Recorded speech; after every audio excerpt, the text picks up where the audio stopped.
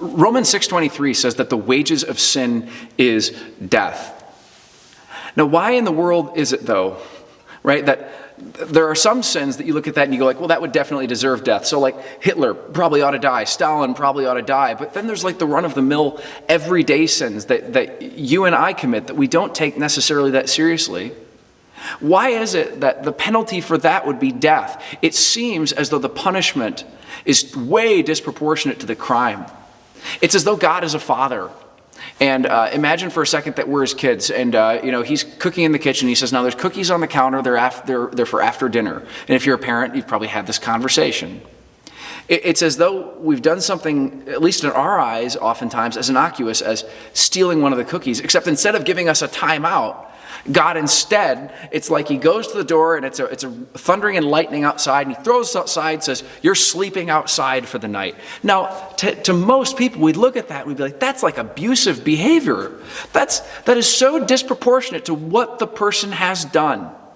So why is it that for our sins, the wages of sin is death? How is that not disproportionate in terms of a response to what we've done? How is that fair? Now, one way to answer this is to try to explain that our sins are actually far worse than we think they are, and we are far more deserving of wrath and punishment than we know. And I think that that's actually true, but I think it's also very, very, very, very hard to see. And so let me come at it a different way. The way that I want to address this is to ask a different question.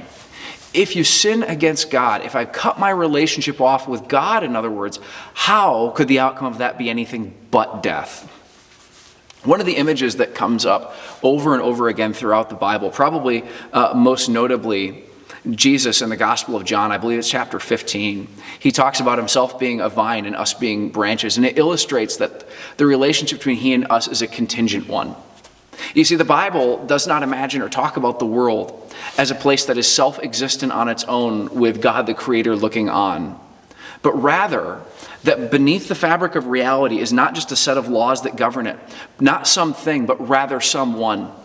That in every moment this world exists because God, who is supreme over all of it, is holding it together. In him we live and move and have our being. He holds the molecules in your body together. He keeps the laws of the universe in motion that govern things like the rising and setting of the sun and the freezing temperature of water. If God is that way, then we're like a branch and he's like a vine. We have our existence not on its own, but contingent on him.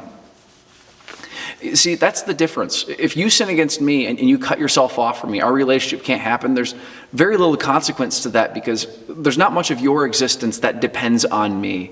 But I want you to imagine it differently now. Imagine for a moment that my son, my 2-year-old, were to decide to estrange himself from me.